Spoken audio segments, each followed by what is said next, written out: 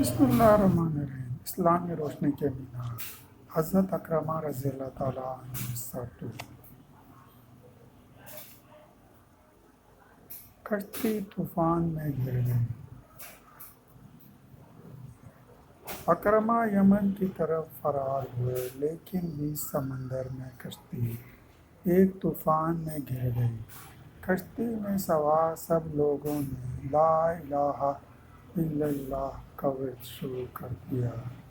کشتی بان نے کہا کہ یہاں اللہ کے علاوہ دوسرے معبود کام نہیں آتے۔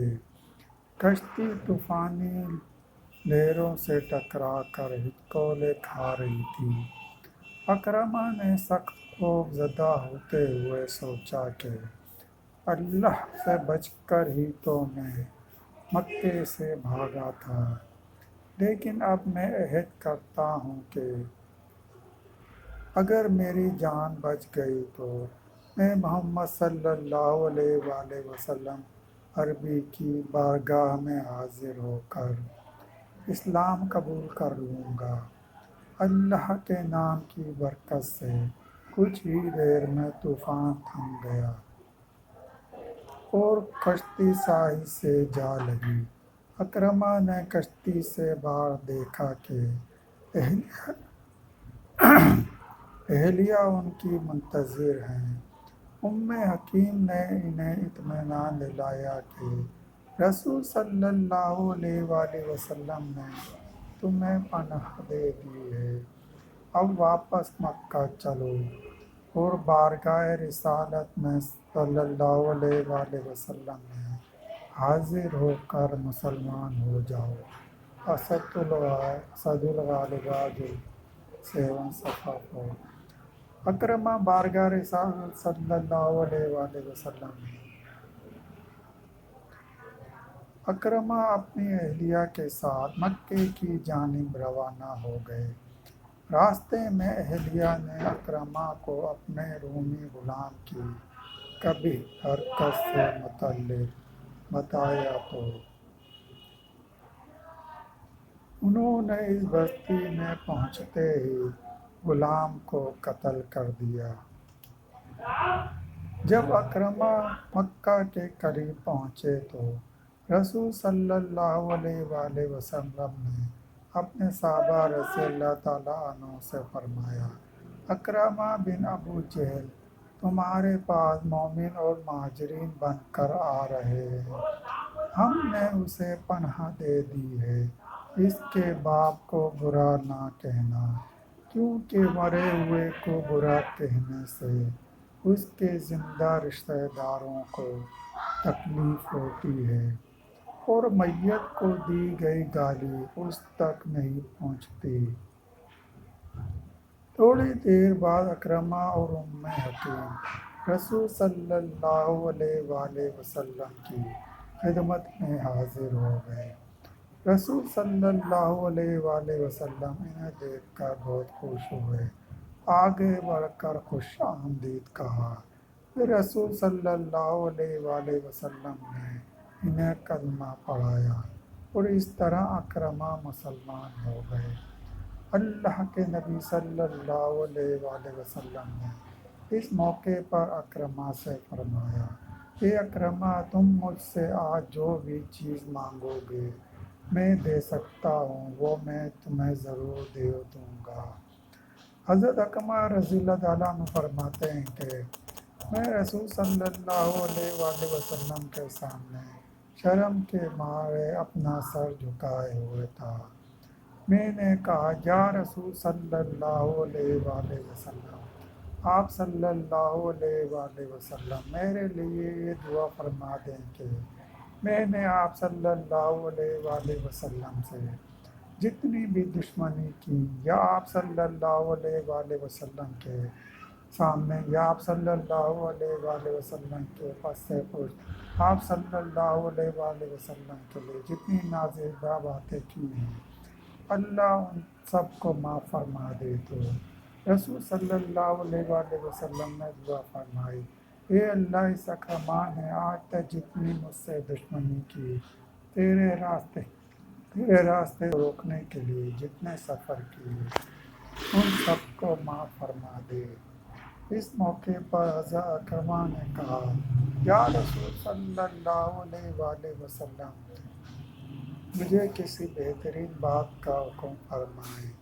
تو آپ صلی اللہ علیہ وآلہ وسلم نے فرمایا، اللہ کے راستے میں جہاد کرو۔ حیات الصحابہ۔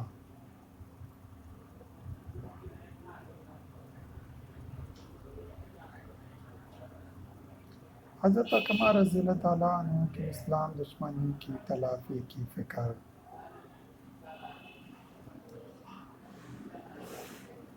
اللہ کے نبی صلی اللہ علیہ وآلہ وسلم کی اس نصیحت کے بعد تو گویا ان کی دنیا ہی بدل گئی۔ انہوں نے خود کو اسلام کی سربلندی کے لیے وقف کر دیا۔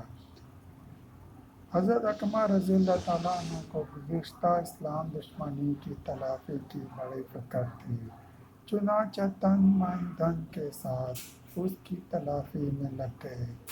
رسول صلی اللہ علیہ وآلہ وسلم کی حیات مبارکہ میں تلافی کا جو بھی موقع ملا اسے چھوڑا نہیں۔